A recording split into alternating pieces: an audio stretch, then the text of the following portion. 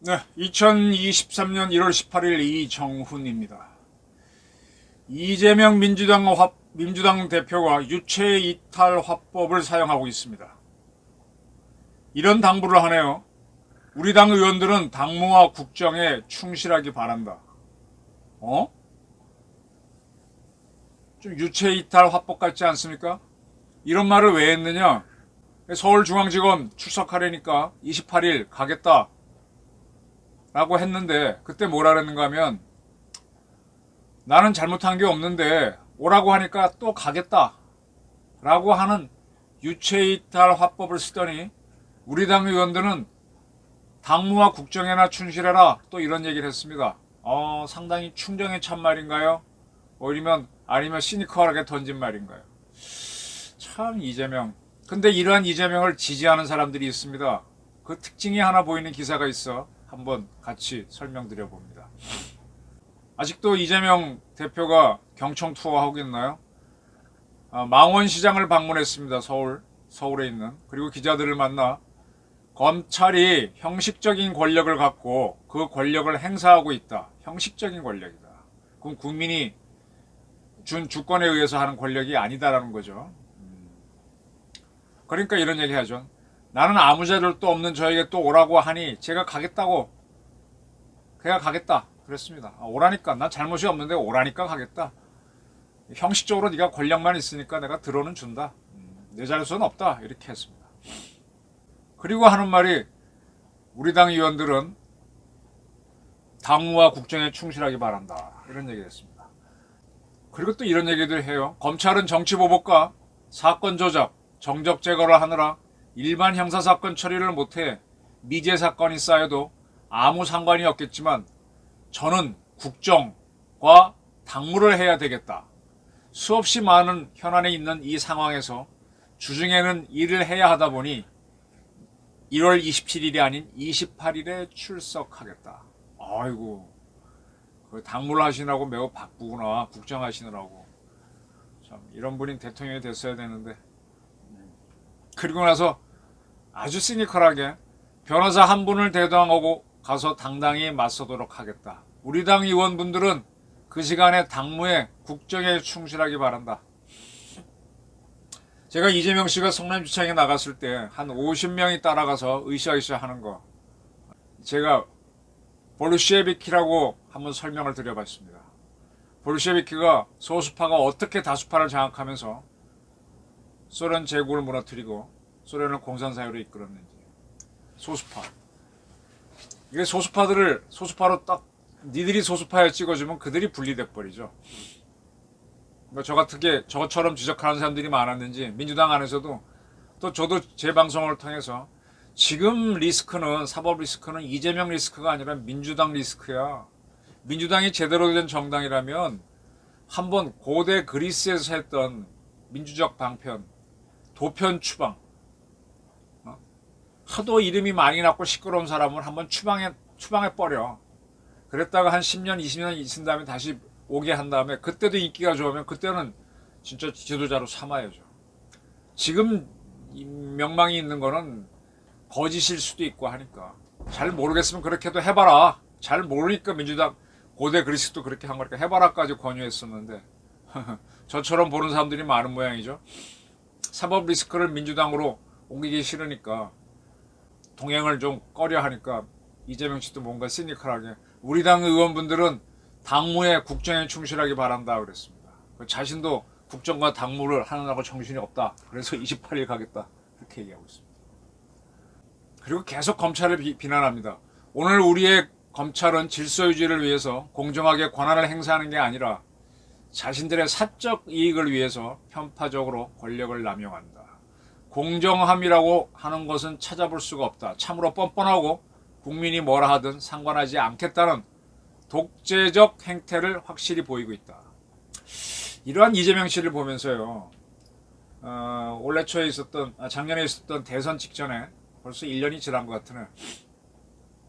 1년 더 지난 것 같은데, 그 이재명 씨 집에서 부인이 요 눈인 여기 눈썹 부분이 찢어져 가지고 분당 서울대병원으로 응급실로 가는 사건이 있었죠. 어떤 뭐 낙상해서 그랬다 그랬는데 이 찢어지는 상처를 열상이라고 그러는데 여기가 이렇게 넘어져서 잘 찢어지나? 찢어졌으면 여기 또 멍도 들고 그럴 텐데 어쨌든 그래서 어떤 게 낙상이 먼저냐 이 찢어지는 게 찢어졌으면 먼저냐 여기는 이제 권투 선수를 권투할 때 보면 글러브 끼고 하는데도 여기 맞으면 잘 찢어집니다. 뭐 그랬을 때 참 그 개인적으로 좀 부끄러운 사건이잖아요 이재명 씨. 뭐 그런데도 그냥 뻔뻔하게 대통령 선거에 나와버렸고 아들이 좀 추한 사건에 말리면 장제원 의원 때도 그랬지만은 좀 그러면 자숙을 해야 될 거 아닙니까? 뭐 미안하다 한마디 하고 툭 그때도 유체 입달 화법이야. 툭 던지고 물론 협박은 한 번씩 하죠. 지금 협박하는 건 검찰을 당해서 합니다. 근데 왜 자기 당 사람들에 대해서 당무하고 국정에 열심히 해라 이런 시니컬 말을 던질까요? 참 이재명 씨도 참 재미없을 겁니다. 이제 본부자 비리가 쭉쭉 드러나면 드러날수록 계속 검찰 가는 일만 남았잖아요. 뭐 방탄국회를 동원하든 말든 검찰 잡고 가서 불구속으로 기소되고 그럼 본인이 민주당에 당적을 두고 있으면 있을수록 민주당은 자꾸 손해가 되고 지금 뭐 윤석열 대통령이 UAE 가서 UAE 저건 이란이라고 한 거 가지고 마구 키워본들 이게 국내 정치에는 큰 지지율 변동은 없을 겁니다. 뭐든지 자꾸 물고 늘어지는데 이렇게 해서 이게 되겠느냐. 이재명을 제거해놓고 다시 이 전쟁을 할 때 말입니다. 일단 분리할 때는 이 어리석은 사람들이 계속 축차 투입이라 그래서 뭐 하나 건덕지만 있으면 거기다 부대를 집어넣고 해서 기진맥진해서 소멸됩니다. 이게 6.25 초기에 인민군이 돌파할 때 우리 후방에 호남에 경상도에 충청도인가? 3개 사단이 있었는데 그걸 다 뽑아 올렸고 서울전투에 집어넣었다가 다 무너집니다.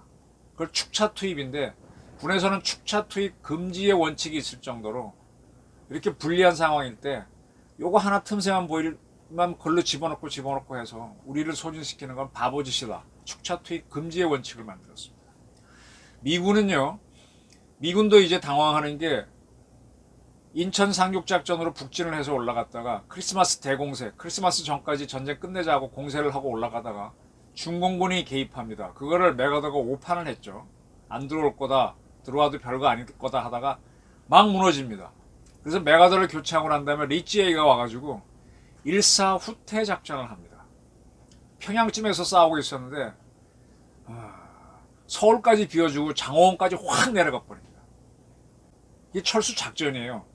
6.25 한해전에 대한민국 군은 막 싸우면 현장 용감하게 싸웠겠지. 근데 다 죽어버리는데 얘네들은 전력을 딱 유지한 채로 쫙 빠져나와 버립니다. 그 다음에 거기서 철벽을 쳐버립니다. 그리고 돈트리스 작전 뭐 이름이 다 기억이 안 나는데 그런 작전에서 척척척척 올라가서 지금 휴전선까지 올라가 버립니다.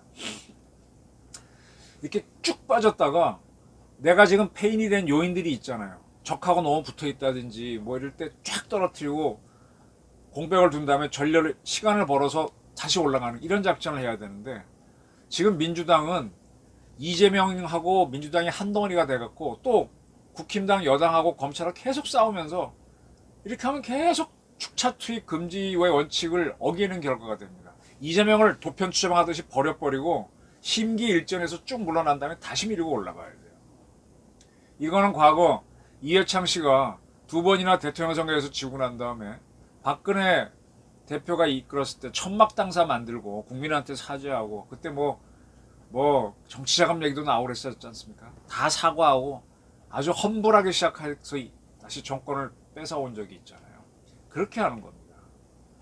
지금 이재명 따라다니는 50명 저 극렬파 참 내가 봐도 보기도 안 좋고 추하고 참 싸울 줄 모르는 사람들 같아요. 자, 근데 이러한 이재명 씨가 왜 이렇게 할 수 있느냐? 다 이제 이재명 바가 있기 때문인데 청담동 게이트는 완전한 허위로 밝혀졌죠. 그 제보자조차도 인정할 수밖에 없고 아주 좀 지저분한 사건인데 이 청담동을 제보했던 그 남자, 첼리스트의 전 남자친구라고 하는 친구가 트위터에다가 이렇게 썼습니다. 그는 여전히 이재명 씨를 지지한다고 주장하고 있죠. 18일 날 자신의 트위터에다가 잼 실어서 윤찍한 똥파리가 생긴 게 바로, 좀 말이 어려운가요? 잼 실어서 윤찍한 똥파리가 생긴 게 바로 사람을 숭배해서 그리 된 게 아닐까. 이 잼이 뭔가 하면 이재명과 민주당 대표를 합친 겁니다. 이재명 민주당. 이재명이 싫다는 뜻이죠. 이재명이 싫어서, 잼 싫어서 윤찍한, 윤석열 대통령을 찍은 똥파리. 이건 똥파리는 뭔가 하면은 이재명이 싫어서 윤석열을 찍은 민주당 쪽 사람들이 있다는 뜻이에요. 수박이라 그러죠, 그들은. 똥파리가 생긴 게 바로 사람을 숭배해서 그렇게 된 것 같다. 이렇게 쓴 겁니다. 사람을 숭배해서. 이 똥파리는 이 이재명 계열에서는 뮨파라고 불러요. 뮨.